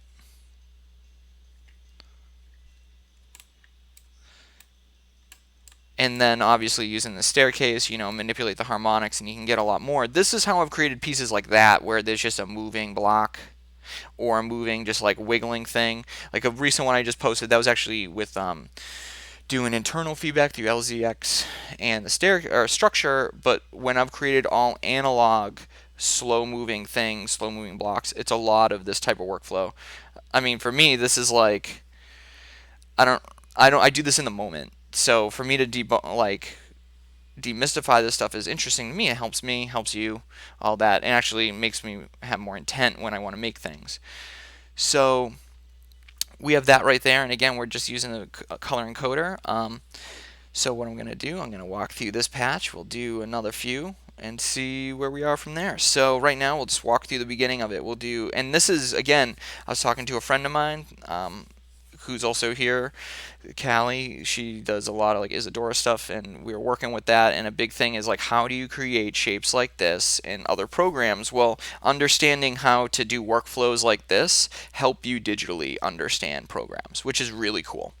And I think it's really foundational and important to have an analog understanding. It makes you a lot more humble and like just knowing the complexity of things, and you can start making more minimal things that can scale effectively versus, oh, I'm just throwing everything at you. Scaling is super important on computers versus analog is more about tactile and development, in my view. But let's go back to it. So we're going to start reviewing this patch. So we have R, which is the top logic, B is the middle logic, and G is the middle logic, and B is the bottom part of the logic. And then what's going into there? Well, it's actually all the inputs or the outputs from the staircase. So top one is divided by 1, middle one is divided by 2, bottom one is divided by 4. Perfect. Okay. So what's going into the staircase? Well, it's the stencil. Okay. But what's creating the shape changer stencil? Well, what that is actually a multed out signal. So we have into the V, we have the fader, which is actually 3 ramps. We're starting with the 2 main ramps, which are horizontal, negative up top, positive on bottom in A, and then B is positive up top, negative on bottom. If I just repeated myself, I'm sorry, it's the opposite of the other one. And then what we're doing to condition it is then taking a vertical ramp to CV it.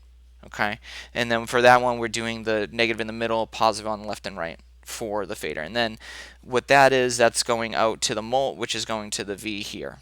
Okay, perfect. And then what we also have in there is in the mixer, we're doing the same type of thing, but horizontal. So we have, let me pull it. If I can pull it, we have vertical, negative on the left, positive on the right, and then negative or positive on the left, negative on the right for plus and then minus respectively. And then the minus CV is actually a horizontal wave, which is, or waveform, or ramp, horizontal ramp, which is positive in the middle, negative up top, negative on bottom. So then that's going out to this mult right here, which is to the horizontal of the wave shaper, and then it's also taking the output of the navigator H. Okay, and so what's going in the navigator? The navigator is the H is actually another ramp, which is negative in the middle, positive up top, positive on bottom, and then the vertical is vertical ramp, positive in the middle, negative on the left, negative on the right. The other main thing with that is with that mult, which is coming from the navigator and shape changer, that is also, wait, is it that one? Where are we at? Oh no, sorry, not that mult, but the vertical of the navigator is going to the frequency VC of the staircase, okay? And this output V of the shape changer is going to the phase of the staircase. Okay, and then lastly we have 2 LFO points, which is the skew for number 3 and the curve for number 2. And so that's how we're creating the wiggle, we're creating the slow movement, and then the navigator is creating the like left to right movement right there. So that's what we're getting here, right? So let's do another one, then see where we're at. I think so far this has been pretty good. I feel everyone has been indulging in their, or I should say imbibing in their coffee today and just enjoying. I will have coffee after this, no doubt, and get back to rooting a computer, which is not what I want to do, but it has to happen. So the next one, I don't know what I want to do. I think I'm going to consolidate the entire idea of the blocks and create a big patch based on that. So I'm going to actually develop a larger patch, mainly routing it through the filter and the blend, like pretty much utilize this as the hub, and then create like 2 individual blocks, or try to at least, and then use those as the focal point. I don't know. I'm just saying it. It's going to happen. Let's see what happens. So how do I want to start? This time, instead of using the bridge to start, I'm going to actually do ramps right to the triple video, and we're going to use its own.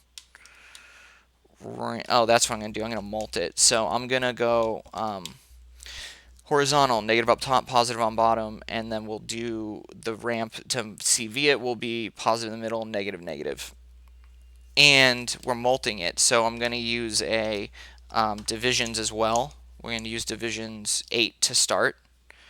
And then we'll just do OLN to 1, or to 1 plus. We'll do the sum to red. I don't know, we'll just do the traditional, but I'm actually going to do it inverted. So 1 to Y, 3 to H, 2 to S. I don't know why I'm doing that, I'm just doing it. So sometimes I don't think it really matters.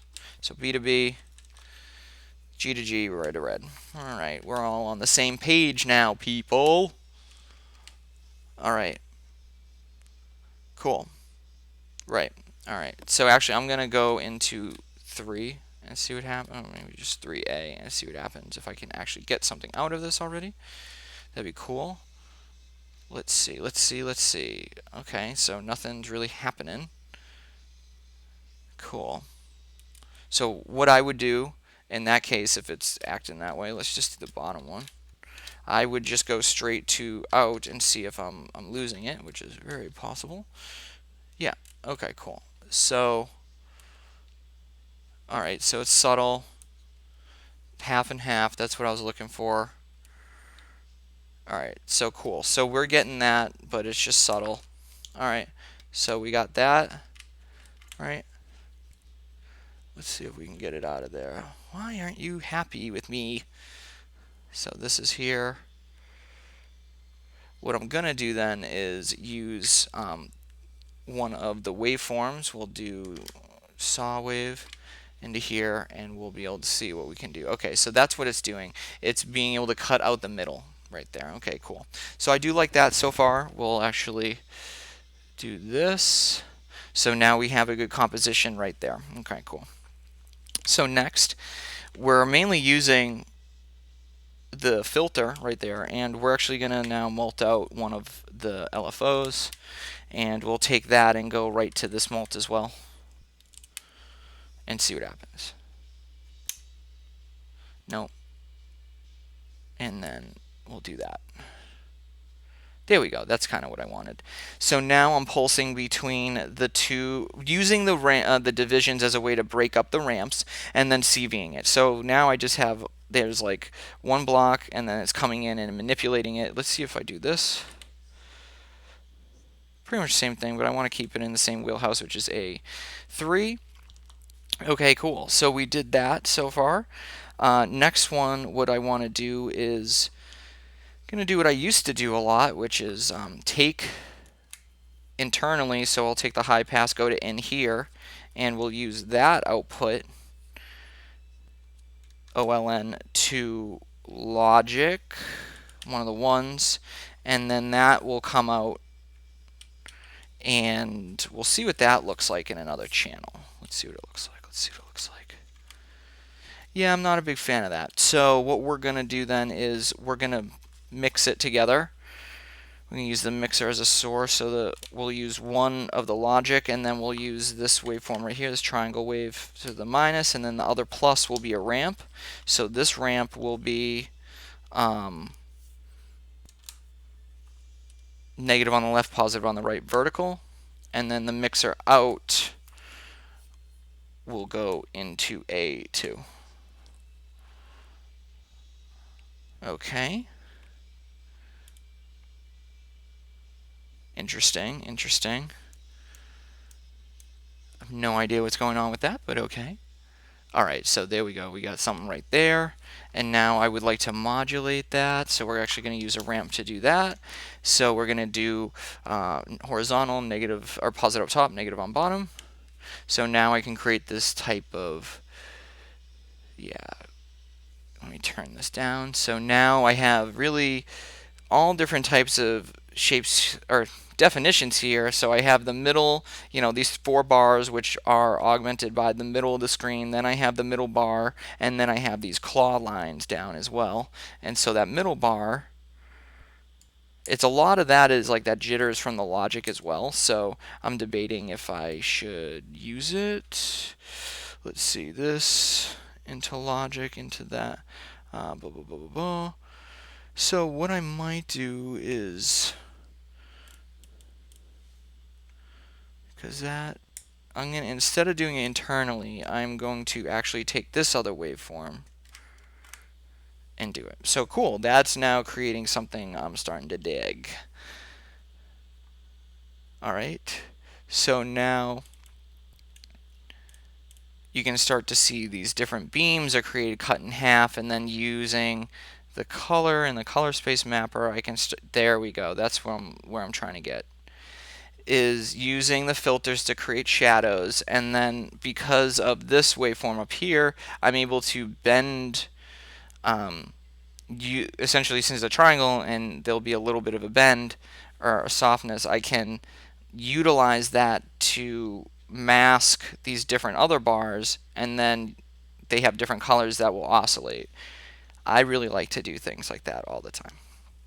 So far we have that. What do we want to do next? I couldn't tell you. I think the next thing I'm going to do is I'll just do a classic navigator shape changer thing. I like to, I think a lot of people do, which is like a ramp, vertical ramp with a vertical input, which is vertical negative on the right, positive on the right or left, and then we'll do the same type of thing for the horizontal, which will be horizontal, positive in the middle, negative up top and bottom, right?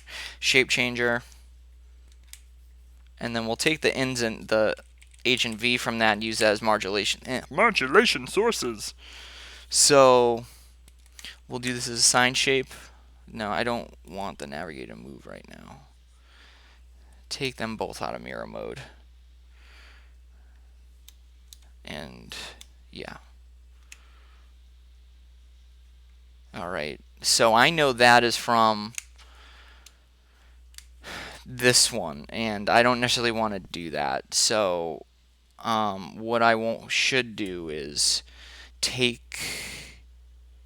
I'm going to take this waveform generator and see what it does. Let's do it in the vertical though.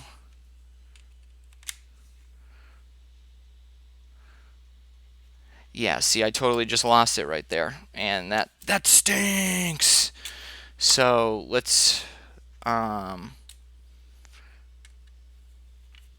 yeah, so I don't know, we just got lost and now we're back to where we were. This is what happens sometimes. And so we have this, we have that, and that's not doing much. We have this. All right, cool. So now we have this. Okay, so we're back kind of where we were. So let's try this again.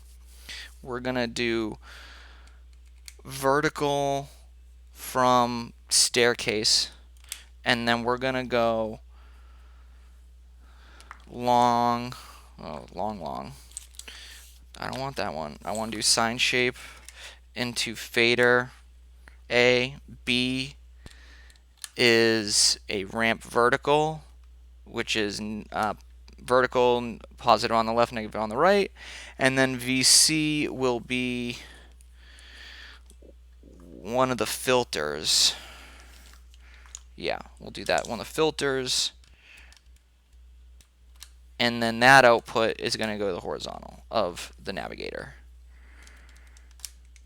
Okay, and so now we'll try this again. We'll try it again. Let's give it a whirl. I messed up, ripped it out, didn't think. And now we'll take the vertical out, and we'll try the CV of channel 2. No, we'll just go into the mixer and see what happens. What about gradient? Yeah, I don't know. So we're going to take the stencil and go to staircase, and that should do something when I go out. Maybe divided by 4 to see. Maybe. Yeah, what am I doing here? Oh, okay. Yeah, internal feedback. So let's see where that's coming from. Yeah, so what I'm going to do then is, since that's the case, I'm going to take this triangle wave and go into here, and that makes more sense, but I really need to modulate that, so the FM here will modulate it, and I'll put that in horizontal. Actually, I want smoother wave, and I'm going to put that in the sine shape. Why doesn't that work in the sine shape? Weird.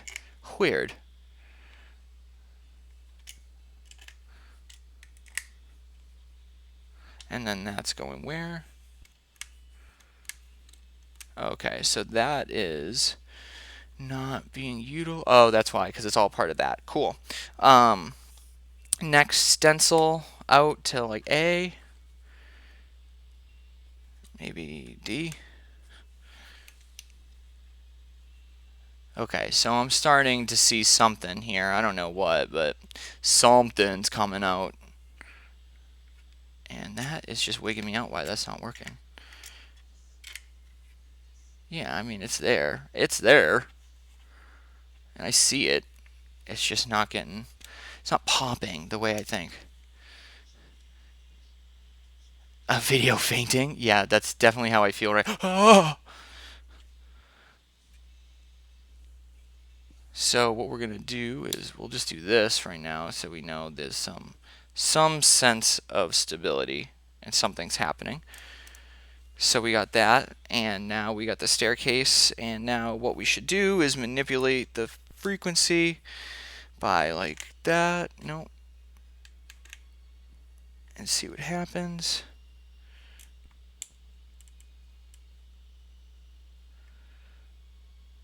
Okay, that's pretty cool. So I've created a way to have this like diamond thing, and then the lines going up, and then the slight jiggle. Let me move that thing.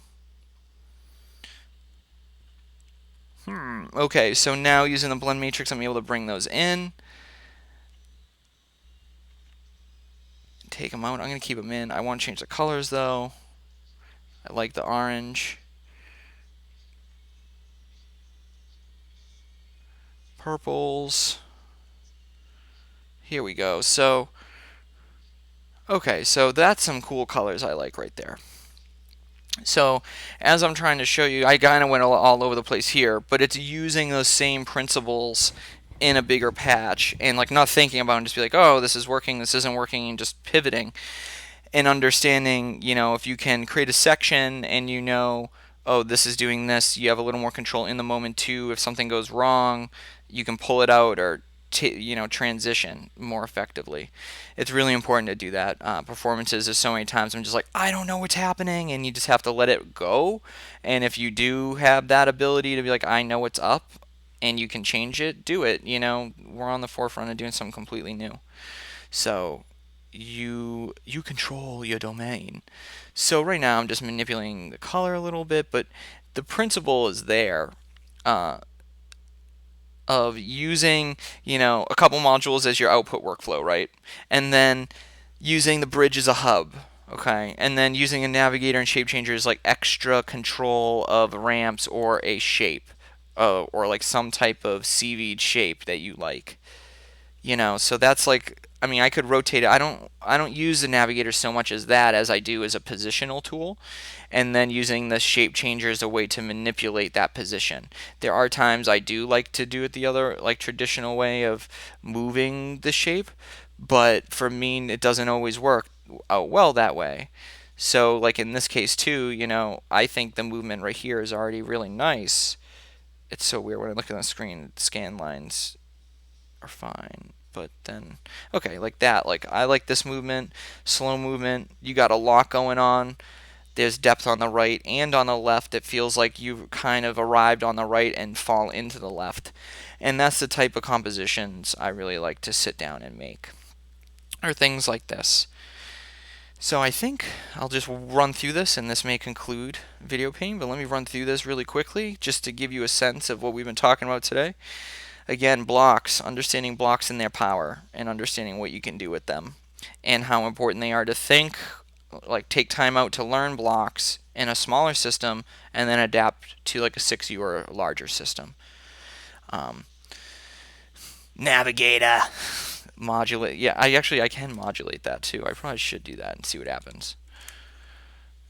I do like doing the reset modulation. I found to be pretty good. Not all the time, but not in this case maybe. And X and Y is pretty good, yeah. Yeah, so that's pretty good. So let's go at it. So we just have, you know, R to R, G to G, B to B, from mapper to encoder. This is a little different. We have some channel 1 to Y, we have some channel 2 to S, and some channel 3 to H. A little different. And then let's start tracing it out. So we have number 1 in channel D, and that's from the stencil, which is coming from the H and V from the navigator into the shape changer. We're modulating the XCV of this triple video LFO, and then the inputs into the navigator are 1 for horizontal. It's a sum down fader of a sine shape over here in channel A. B is a vertical ramp, which is negative or positive on the left, negative on the right. And then we have the VC of this bandpass filter from channel 3. Okay, going into there. And then into the V, we have the staircase, which then has the source of being also this waveform generator, but the triangle wave. And it's being CV'd, or the frequency is being CV'd by this video waveform generator triangle wave. Cool. So we just did this, the stencil, and then we have the other staircase, which is divided by 4, going into channel 1, column C. And then column B, channel 3, we have the saw wave of this video waveform generator. So I'm showing you how to also, like I said before, is you can set things up and then use the waveforms as other ways to essentially take in and out aspects of that patch. So then we have column A. In number 2, we have the mixer. What is the mixer? The mixer is a sum of, let's see, what is that? Of this filter, which is really starting from the sine shape, going to filter, going out of the filter into the logic, and then into the plus of the mixer.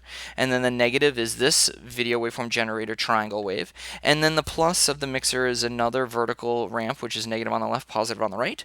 And that mixer out is going to column A, number 2. And then column A, number 3 is actually row 3 output of the filter, and the input of that filter is actually just a ramp, which is a horizontal ramp, negative up top, positive on bottom. It's being CV'd by several things. It's being CV'd, 1, by number 8 of divisions, 2, video ramps, which is the vertical ramps of positive and then negative on the left and right, and then also this LFO number 3 we have right there. And so far it looks like I covered everything. Oh yeah, and lastly we have this prismatic ray, which is modulating the sine shape of this sine wave of the video waveform generator. And so there you have it. Here's another day of video painting. I thank you so much for tuning in. This will all be up on Twitch afterwards, so you can rewatch if you want to, and then I'll be archiving it on YouTube. It's same username. I try to have the same handle for everything, so if you ever need to get in touch with me, just find me on Instagram, Twitch, Twitter, YouTube, wherever. Reach out, questions, curiosities, improvements, let me know. But I want to say thank you so much. I really appreciate it. I don't know if you can see me, but thank you for being here. Be safe. Drink a lot of water. Stay sane, and yeah, have a great day today, people. Bye.